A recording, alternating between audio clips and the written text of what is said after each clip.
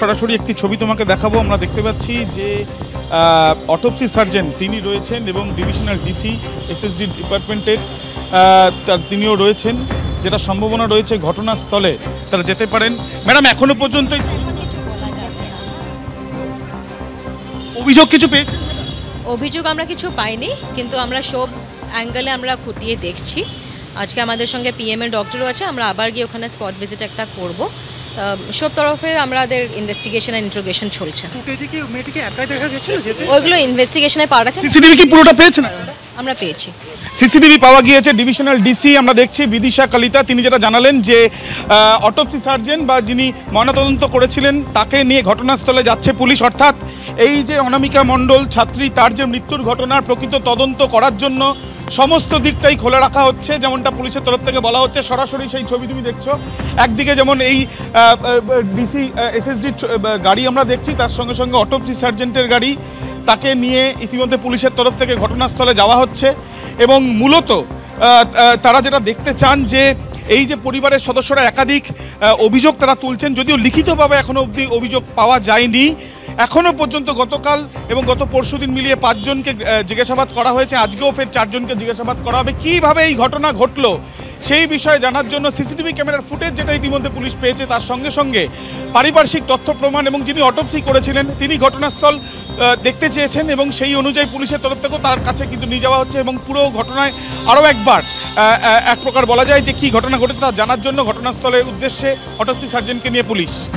অর্থাৎ আবির, এই মুহূর্তে অত্যন্ত 4টে গুরুত্বপূর্ণ তথ্য যা আমাদের হাতে এসে পৌঁছেছে, যেটা তুমি জানালে। অটোপসি সার্জন তিনি ঘটনাস্থলের দিকে রওনা দিয়েছেন, কোনো গুরুত্বপূর্ণ তথ্য সেখান থেকে তিনি পান কিনা।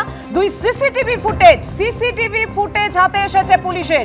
সেই সিসিটিভি ফুটেজ থেকেই কি রহস্যের কিনারা করতে পারবে পুলিশ? নজর থাকবে আমাদের সেদিকে। অন্যদিকে অনামিকার সহপাঠী ও ড্রামা ক্লাবের সদস্য 4 জনকে পুলিশ তলব করেছে জিজ্ঞাসাবাদের জন্য। আর মোবাইল ফোন, যেটা পরিবার দাবি করছে যে মোবাইলে লুকিয়ে থাকতে পারে কোনো তথ্য যাতে রহস্যের কিনারা হতে পারে এই ছাত্রী খুনে, সেই মোবাইলের ডেটাও পুলিশ খতিয়ে দেখছে। অর্থাৎ সব মিলিয়ে বুঝতেই পারছেন পুলিশের কাছে এই মুহূর্তে অনেক গুরুত্বপূর্ণ তথ্য যা তদন্তের কিনারা, রহস্যের কিনারা করতে পারে তা হাতে এসে পৌঁছেছে। কিভাবে রহস্যের কিনারা করবে পুলিশ, নজর থাকবে আমাদের সেদিকে।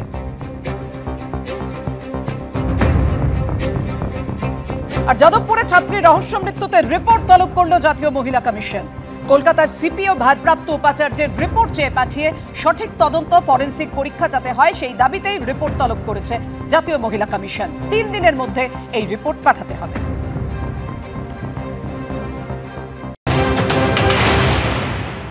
এত বেশি ইনস্টিটিউশনাল ডেথ, যে কোনো ছাত্রছাত্রীগুলো কলেজে পড়তে যাচ্ছে, কখনো আরজি করে, কখনো ল কলেজে রেট, কখনো মালদা মেডিকেল কলেজে গন্ডগোল, আবার এখন যাদবপুরে একটা মেয়ের বডি সন্ধ্যে 10টা রাতে 10টার সময় মৃতদেহ পাওয়া গেল।